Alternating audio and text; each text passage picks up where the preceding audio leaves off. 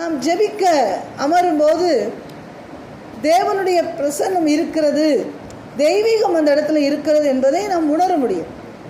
அதைத்தான் அவர் சொல்கிறாரு, நீ மறைந்திருக்கக்கூடாது. ஆண்டவரே, நான் விண்ணப்பம் பண்ணும்போது நீர் மறைந்திருக்கக்கூடாது.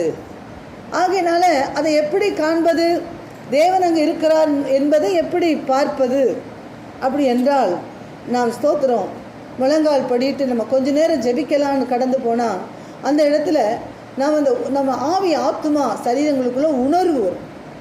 அதை அனுபவிக்க முடியும். தெய்வம் அங்கே இருக்கிறார் என்பதை உணர்வு பூர்வமாக நம்ம அனுபவிக்க முடியும்.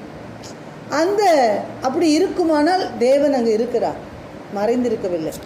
இல்லை, சில வேளைகளில் நம்ம ஜெபிக்கும் போது எந்த உணர்வும் இருக்காது, எந்த ஒரு ஜெபமும் வராது, எந்த ஒரு பாடலும் வராது, ஏதோ ஒரு பிரமை போல இருக்குமானால் தேவன் மறைந்திருக்கிறார்.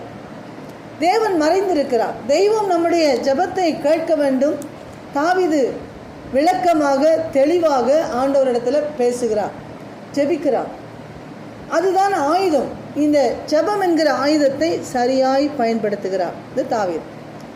இந்த ஜெபம் என்கிற இந்த ஆயுதத்தை பயன்படுத்த தெரிய வேண்டுமானால் அதை குறித்து முதலாவது கற்றுக்கொள்ள வேண்டும். அந்த ஆயுதத்தினுடைய கூர்மையை கற்றுக்கொள்ள வேண்டும். அப்படி அந்த ஆயுதத்தினுடைய கூர்மையை கற்றுக்கொண்டால் மாத்திரமே அவைகளை சரியாய் நாம் செலுத்த முடியும். அல்லேலூயா.